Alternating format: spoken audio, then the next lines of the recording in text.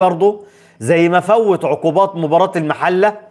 يعني هل لجنة المسابقات هتنام على ودانها زي ما نامت على ودانها في عقوبات مباراة المحلة من سب وشتيمة أحمد عيد والجهاز بتاعه؟ مش عارف. لجنة المسابقات بتبقى حاطة سماعات بليتوز في مباراة الأهلي بس. يعني لجنة المسابقات بتبقى حاطة سماعة بليتوز في مباراة الأهلي بس، بتهبس وتجيب دبة النملة اللي في المباراة. أما في مباراة الزمالك الشتيمة وقلة الأدب والسب واللعن مفيش. الشتيمة والسب واللعن في مباراة الزمالك لجنة المسابقات بتبقى طرشة، ما بتبقاش سامعة، ما بيبقوش شايفين، بيبقوا عمي وطرش وخرس في مباراة الزمالك بس. أما في مباراة الأهلي بيبقوا حاطين أجهزة تصنت.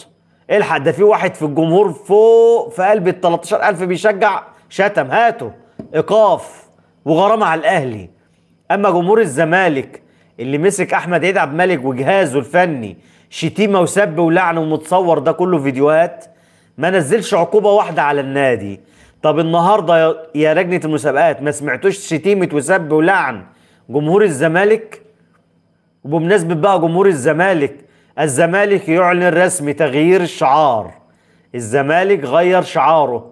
الزمالك بعد ما كان بيقول سنظل أوفياء عشان كانوا بياخدوا المركز الثاني، دلوقتي الزمالك وجمهور الزمالك غير شعاره. حبيبنا على البث اللايك للفيديو، اكون شاكر ليكم. جمهور الزمالك غير شعار سنظل أوفياء. يا جماعة جمهور الزمالك قال لك لا مركز ثاني ولا ثالث، الزمالك حب في القلب ثابت. خلاص يا جماعة ما بقتش تفرق بقى تاني بقى تالت رابع خامس سادس، مش فارق مع جمهور الزمالك خلاص ولا الزمالك. الزمالك لغى الشعار بتاعه، لغى شعار سنظل أوفياء، والشعار الزمالك الجديد لا مركز تاني ولا تالت، حب الزمالك في القلب ثابت. خلاص يا جماعة الزمالك لغى شعار سنظل أوفياء، لأن سنظل أوفياء ده كان بيختص بالمركز الثاني. فبما أن الزمالك ساب المركز الثاني ما بقاش له فيه شيء غير انه بيتفرج عليه زيه زي اي نادي تاني، فالزمالك منه بقى في المركز الثالث، بقى يتقول لا مركز تاني ولا ثالث، الحب في القلب ثابت.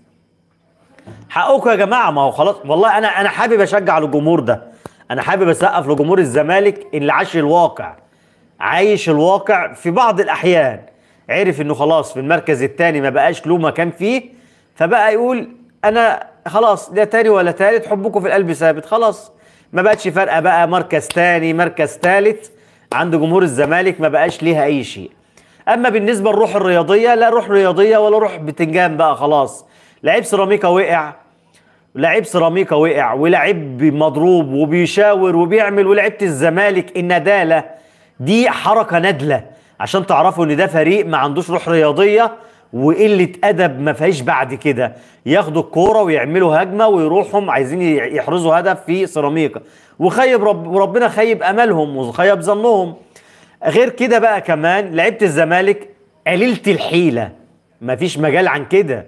لعيبه الزمالك قليله الحيله، من الدقيقه 60 عماله تقع، ده عايز يقعد جوه ضربه الجزاء، وده عايز يقعد جوه السته، وده عايز يقعد جوه مش عارف ايه. انا عارف ان انا ما بقولش كلام غلط والله يا استاذ عمرو، الحمد لله احنا اتفرجنا على الماتش وتابعنا الماتش وشفنا.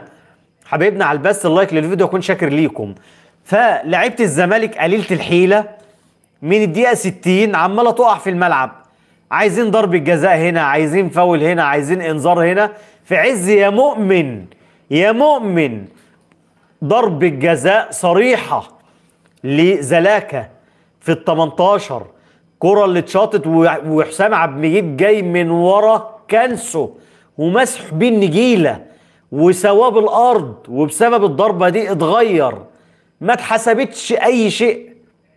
ايه وامين عمر كلم بيقول لك فين النكته؟ امين عمر للدرجه دي ما بقاش يشوف؟ طب الصباحي للدرجه دي ما بقاش يشوف؟ حبايبنا على البث اللايك للفيديو، اكون شاكر عشان البث يثبت وحبايبنا تتجمع. هل للدرجه دي امين عمر ما كانش شايف؟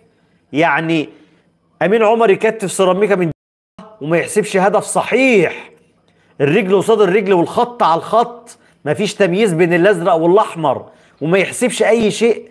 ايه ده؟ ايه الفضيحه دي؟ ايه فضيحه التحكيم ده؟ يعني الامتى هتتنكوا تعملوا كده مع